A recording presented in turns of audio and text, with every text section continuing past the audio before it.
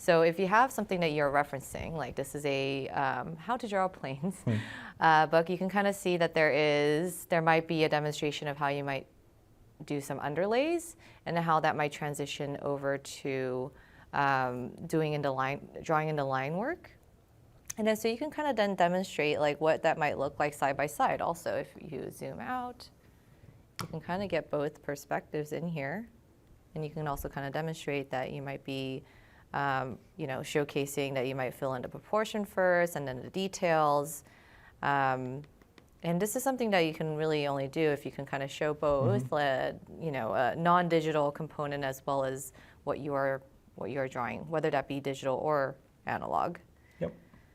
And guys, you want to talk about like glare, sort of ways to mitigate that, and what you're seeing? Yeah, I mean, so inherently there's just going to be, a glass screen is always going to have some sort of glare, but you can kind of see. I'll move this around so you'll see there will be spots where it's catching the lighting that I have above me.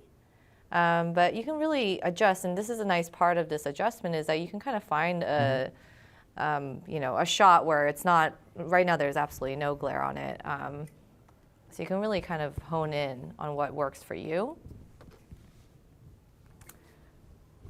Yes, that's pretty much it. Yeah. Do you want to show it in different? So right now you've got it in a flat viewing. Do you want to see show it with a? Yes. So if I were to, you can also then show it.